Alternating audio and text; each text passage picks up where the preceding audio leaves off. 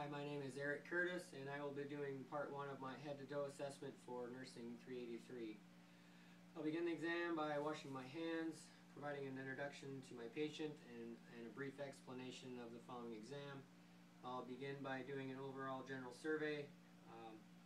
In speaking with the patient, I can tell that her speech is clear and comprehensible, and she's well alert and orientated appropriately. She's holding her posture well, appears to be in no acute distress. General state of health appears to be good, as she appears well nourished, well hydrated, and well groomed. And her dress is appropriate for season and weather. Moving on, we'll do a skin and nail assessment, typically done as you go through the systems, but for the purpose of this assignment we'll do it here. Typically you would only expose that portion of the body in which you're assessing at that time. We would be visually looking at skin color and any variations thereof, presence of any lesions, which we would then of course have gloves on, any visual masses or deformities. Then we would be palpating the skin for any superficial masses that may be present or not seen. Palpating also to determine skin temperature and moisture. We can also do a skin turgor test on the forearm of an adult. Pinch a fold of skin, and on a well-hydrated adult it should recoil rather quickly. We will also be noting any edema that may be present, either generalized or focused in the extremities or periorbital areas. And then we will also do a nail inspection for any deformities. We can just abnormalities such as clubbing and cupping, and on an unpainted nail, any blue coloration that may indicate cyanosis. Toenail assessment can be done to determine the presence of any fungal infections and stuff. Moving forward, we'll start with the head and the face. So we'll inspect and palpate the skull, noting any abnormal hair distribution patterns, presence of any dry skin, any lesions. At the same time, we're feeling for any deformities or masses and taking note to any crepitus that may be felt. Facial wise, we'll take a look at the face and see that it's nice and symmetrical from side to side. We can palpate the facial bones on one side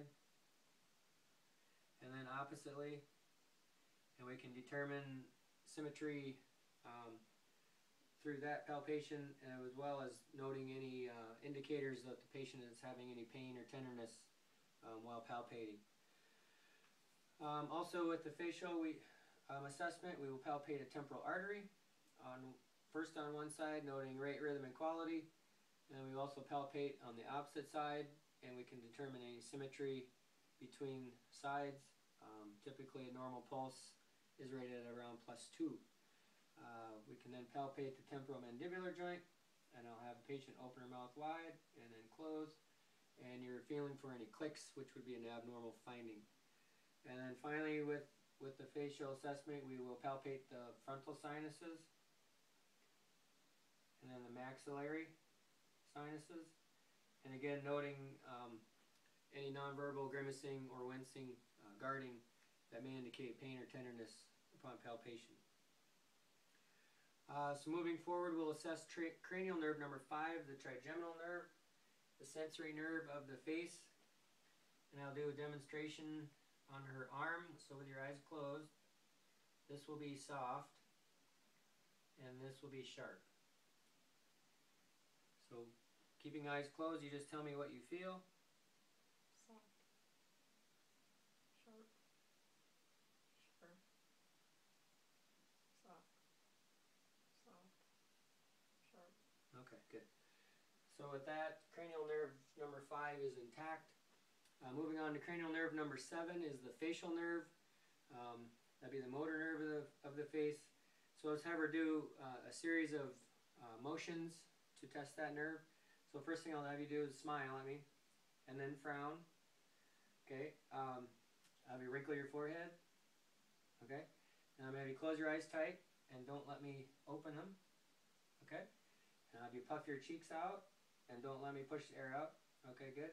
And then purse your lips. Okay. And show me your teeth. Okay, good. So as we do that, we check for symmetry side to side and notice that there is no drooping of any of the facial muscles on either side. That tells us cranial nerve number 7, the facial nerve is intact. Moving forward to the eye assessment, we will take note to the thickness and distribution of the eyebrows and eyelashes on either side, noting any deviations. We will inspect the upper eyelids and the lower eyelids of either eye for symmetry. Notice any redness, drainage that may be present. We will also inspect the sclera, the conjunctiva, and the iris for any redness, any drainage, any irritation that appears to be present. You can also inspect the sclera for any yellowing that may indicate jaundice. Also with the eyes, we will assess cranial nerves number 3, 4, and 6. The oculomotor, trochlear, and abducens nerves. And to do that, we will assess the 9 cardinal signs of gaze for any extraocular eye movements indicated by nystagmus.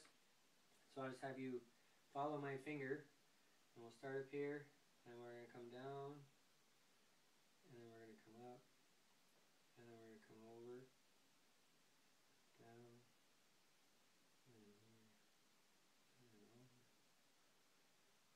over. Okay, good. So we're watching our eyes, and usually nystagmus can normally occur on the very outermost side. Should it occur anywhere else, would be an abnormal finding. Moving on with the those 3 cranial nerves, we will check the corneal reflex, and we'll use our Q-tip, and I'll just have her look straight ahead, and I'll bring the cotton portion of the Q-tip up to the outer canthus of her eye, and normally, before I touch the outer canthus of her eye, she would blink, and that would indicate a normal reflex. So we'll come in on this side. Okay, and she blinks. And then we'll also assess the direct pupillary response. So let's have you look straight ahead. I'm going to kind of shadow her eye here. Her pupils are about 3 millimeters. We'll shine a bright light, and it constricts nicely. And then coming across the other side, constricts nicely. Also, we can check the consensual pupillary reflex, and on that one, as we shine a light in one pupil, the opposite one constricts. And that is to be true. And then the last thing we will check on those 3 cranial nerves would be accommodation. So I'll have her focus on something far away, and then I'm going to hold a finger up here, and then I want you to focus on my finger, and then focus far away. Okay? And as we have her do that, we should be able to see her eyes converge on my finger, which they do. At that point, we can say pupils are equal, reactive, round to light and accommodation, or PERLA. Moving on to test cranial nerve number 2, the optic nerve. We will check for, well, this is where I would have her stand up at a line 20 feet from a Snellen chart to check visual acuity. And then we will also check for peripheral vision. So I'll stand in front, I'll have you cover one eye, and then I'll have you tell me when you can see my fingers.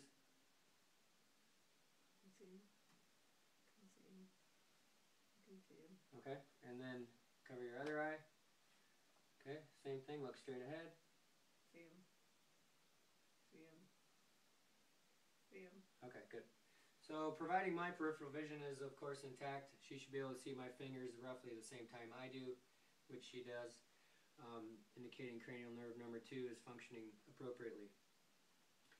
So moving from the eyes, we will then move to the ears. So we will inspect the auricle and the tragus and the surrounding tissue of the ear, making sure to look at the posterior. We can palpate the ear for firmness and around the ear, noting any indications of tenderness, any masses that may be present. We'll also do the same thing on the other side with inspection and palpation. Okay, be noting any signs of external drainage from the ear. And then moving forward, we would do a otoscopic exam, which will be verbalized here. So with the otoscope, we can inspect the inner ear for any redness of the ear canal, any cerumen buildup that may be present. We can inspect the tympanic membrane, which typically is translucent. We can inspect for any redness of that membrane or bulging. And then we would also be able to perhaps visualize landmarks behind that membrane, such as the malleus, the umbo, and the manubrium. And then we would also inspect for any internal drainage that may be present in that ear. To finish up with the ears, we will check cranial nerve number 8, the acoustic nerve, by doing a whisper test. So I'll have you cover your hand over that ear, and I'll whisper a phrase and then have her repeat it. Merry Christmas. And then the opposite side, cover your other ear. Happy New Year. Okay. So cranial nerve number 8 is intact. That finishes up the ear assessment. So moving forward with the nose, we'll inspect again the symmetry of the nose. Notice that it's midline on her face. We'll inspect for any color changes in the skin and the texture. We can palpate on either side and notice any elicitation of pain through her nonverbal indicators. We can inspect for any signs of external drainage. We then would take our otoscope again, and we can inspect the inner part of each nair, noting any redness in the presence of any lesions such as nasal polyps. We can visualize the turbinates, and then we can also visualize the septum and note any deviation or perforation that may be present. We'll test nasal patency by having her occlude one side of her nose and take a breath in and out.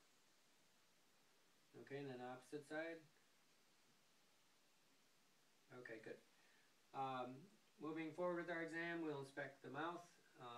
First starting by the lips, we'll note the color of the lips, moisture, whether they're dried, chapped, cracked.